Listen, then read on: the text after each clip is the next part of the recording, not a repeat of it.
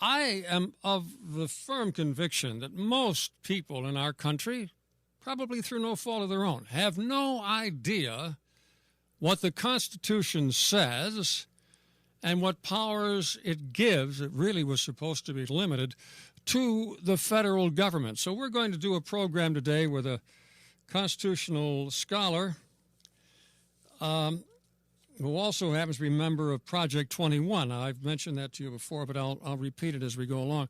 Anyway, Horace Cooper is our guest today, and I think you're going to find this extremely interesting, especially if you're a little bit foggy about the Constitution. Stay tuned. It's time for the Newsmaker Show on News Talk AM 1480 WLEA. Here's Kevin Torres. Mr. Horace Cooper, he's really a doctor, because when you have a law degree, you are a doctor. Well, we don't do that in this country. Most countries refer to lawyers as doctor, but we don't do that for some reason. Horace Cooper is an adjunct fellow with the National Center for Public Policy Research, and he's the co-chairman of Project 21, National Advisory Board, and a legal commentator. Project 21 is a group of, I think I could say this, conservative intellectuals who don't think they're being correctly represented by the likes of Al Sharpton or Jesse. Horace averages over 400 radio appearances every year representing Project 21. Also gets on TV a lot. He taught constitutional law at George Mason University in Virginia, a wonderful university, and was the general counsel to U.S. Majority Leader Dick Armey. So this is a man of credential, as we say, and we may work in a question on Ferguson, but I'm not interested too much in that today. I want to talk about the Constitution. Horace, if I may call you that, sir. Oh, please do, yes. All right. Okay, Mr. Cooper. Listen, right now people say, well, the government isn't functioning because Congress isn't doing what the president wants or the president isn't doing what Congress wants. Well, you know, the founders, in their great wisdom, intended not gridlock all the time, but they intended things to be very, very deliberate and changes to be made very slowly. Am I correct on that? No, you're absolutely correct on it. I would just amplify a little to say there wasn't really the idea that the federal government would be as ambitious in tackling the kinds of things that we've assigned to it today by the founders. And so the system that was set up was more of a default, as I would say in my classroom, to promote the liberty interest of the population at large and to encourage commerce and commercial activity. The founders really thought that there was exceptional freedom, benefit to having a country where merchants could be the most dominant players in the society, serve the society, and improve the lot of their community. And they really tried, in a lot of ways, to organize this country, its governing documents, in a way to encourage that. So a lot of folks say the Constitution is neutral as to whether you're pro-business or anti-business. That's just not true. And they also say the Constitution is neutral as to between giving people the space to make the choices for their own lives versus not. That's also not true. In both instances, the founders tilted toward commerce and tilted toward liberty. I have a friend of mine who's a professor at the University of Colorado in Boulder, and I asked him one time what the founders would think today if they could come back. He said they'd be surprised that we're still going. But they would certainly be shocked by the very many things that have happened with power going to the central government. That was the last thing they wanted, right? Absolutely. And that's what I mean when I should have amplified it a little more with your question. Does our system make it easy for the government to continue expanding? It reached a period probably from about 1920 to about 1980, where the default answer was yes. All aspects, the legal system, our judiciary, our legislative system, and our executive, all worked in unison to push the system in a way so that it became more anti-commerce and more in day-to-day control over the lives of people. Today, Americans are recognizing how harmful many of those policies are, and they are using some of the natural tools that the founders set up to make the system operate as they contemplated it would, and that is causing what a lot of critics call the gridlock. They like to measure the success of Washington by how many bills get passed. The founders would never have contemplated such a thing. They like to measure their critiques by how many Americans aren't getting the benefits that government from Washington is supposed to provide. Again, the founders would have been agog at understanding that that was the primary purpose of Washington, D.C. The gridlock that we witness today is really the system working in a way that the founders would have contemplated. Our courts are now, today in 2014, a lot more skeptical than they were in 1975 of government and its activity. Our Congress is a lot more skeptical of government today in 2014 than it was in 1975. Now, our president is a lot more ambitious about what government should do in 2014 than even government was doing in 1975. That conflict is a natural tension that the founders would have thought would have occurred, as I said, to encourage two things: greater freedom for people to engage in commerce and greater freedom for people to operate without the government micromanaging and interfering in their lives. Now, let me go back to something you just said. The courts are getting skeptical. A lot of people, Horace, think the courts have taken too much upon themselves. Let me. So in 1973, when Roe v. Wade was adopted, the court decided 7-2 that this was something the founders had contemplated, regardless of the fact that 47 out of the 50 states had adopted fairly significant restrictions on abortion. 7 justices said it was common sense that the Constitution precluded this kind of action. When you look at the 2 justices who dissented, only one of them, Justice Rehnquist, actually said, A, the founders never thought this was the case, and B, I see no text in the Constitution allowing it. The remaining individual who dissented in the case, his argument was not that the Constitution didn't specifically authorize this. He just thought this was going way too fast and that we ought not to rush the way the rest were willing to do. Today, you are seeing a clear division where at least 4 justices on the Supreme Court, and sometimes 5, are making it clear, yes, it's the Constitution that we're going to be looking at, and if necessary, we'll overturn the Ninth Circuit, we'll overturn the Eighth Circuit. We will insist that the courts under us make sure that they remember that it's the Constitution that's operating. Now, that isn't to say that they are operating the same way that the founders did. I just argue that in 2014, they are far more skeptical of government and its expansion than they were in 1975. Whether it's EPA, whether it's the Clean Air Act, whether it's discrimination laws, there have been a number of decisions where they have sent cases and overturned them that lower courts had initially been favorably disposed toward. We went from, like I said, from 1920 throughout most of the 1970s with a rubber stamp court that simply said the things that big government wants to do, we presume they can. We're going to take a little break.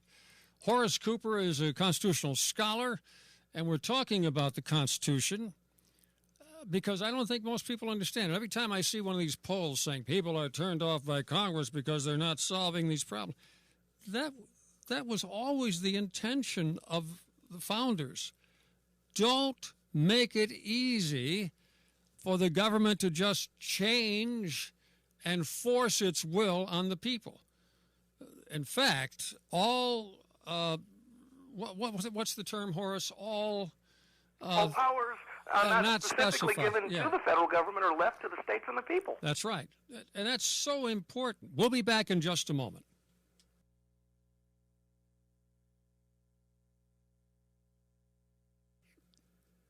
Okay, we're back with Horace Cooper, constitutional scholar, taught the Constitution at very prestigious university, George Mason.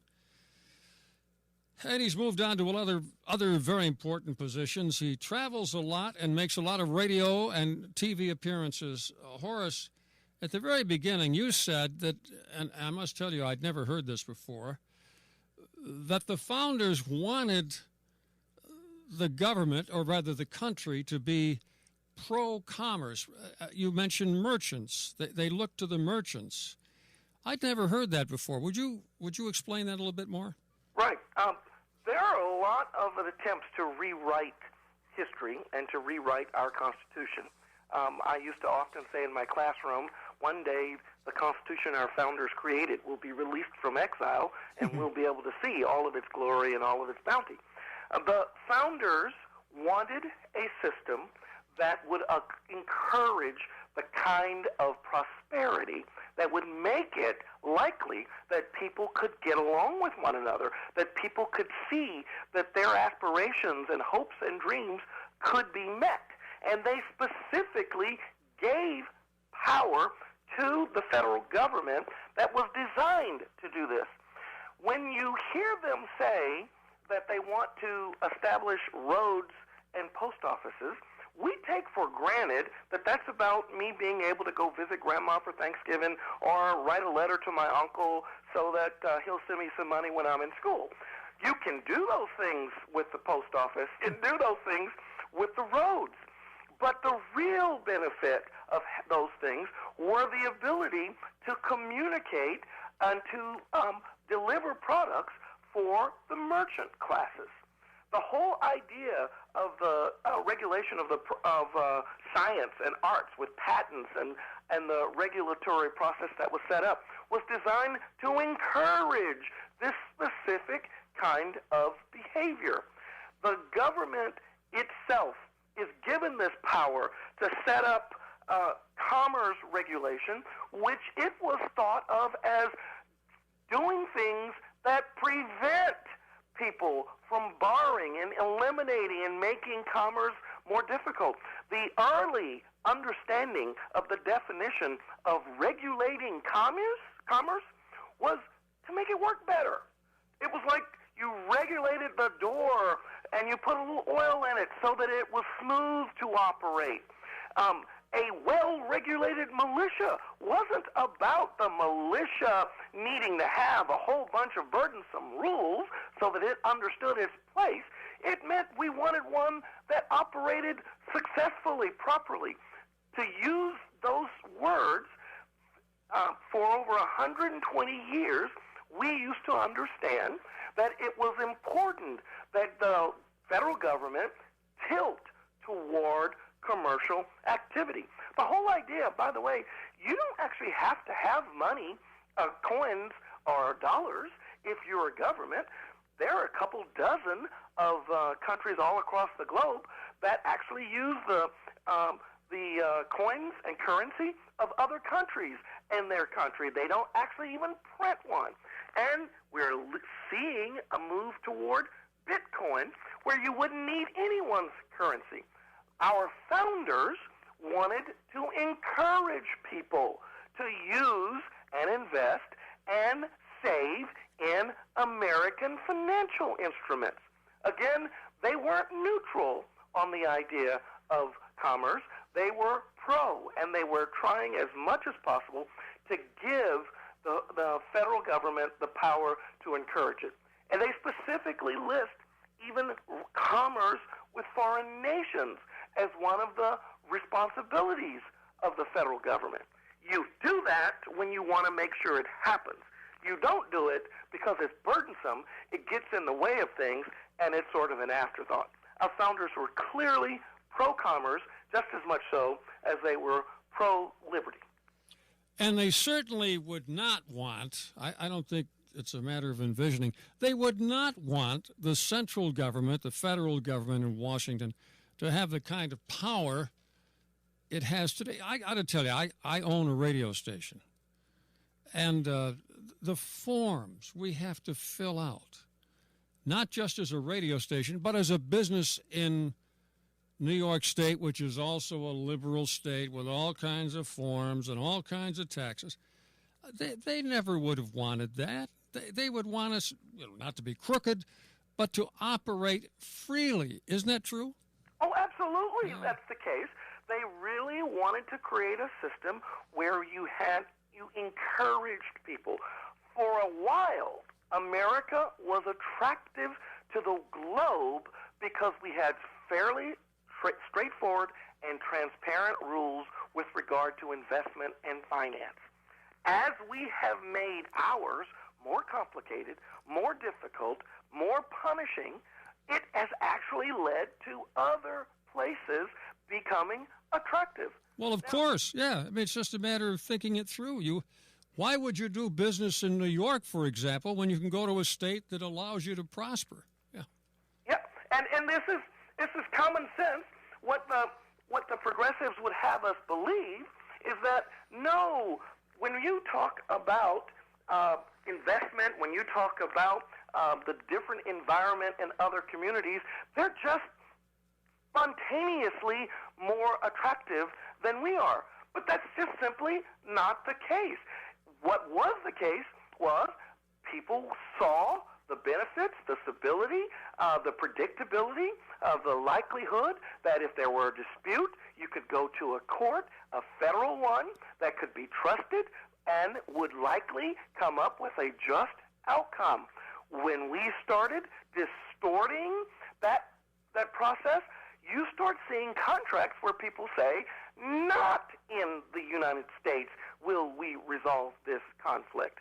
Now, that doesn't mean that Botswana has the best judicial system, but what it does mean is that we are signaling to the world that we're not willing to set that standard. Our founders understood that if we set up these kind of ground rules and we encourage liberty, we would be a magnet. Lots and lots and lots of the people of the world would come and invest and live and purchase and engage us because of what we were accomplishing. Not any longer, and for obvious reasons, and our time is gone. Horace Cooper, I want to have you back again soon. Maybe we'll continue on the Constitution. Maybe we'll talk about race relations, and I think this president is using it to his advantage. I'll just give you a chance to talk to that for a minute. Well, it's absolutely the case that just as the American people aren't always aware of their history, and they're often recklessly determined to have to relearn that history as a result of their unawareness, this administration has been very, very good at manipulating people, building on their resentments. The irony for me is they have caused most of the resentment that exists among black and white America, and then they point to someone else and tell you this is the problem. And that's a conversation that I think actually we could have a show about, that whole concept. Let's do that, and thank you, Horace Cooper, and keep up your important work because we need to hear it. Thank you, sir. Thank you. Horace Cooper, who was a professor of constitutional law. Now stay tuned for more news and information.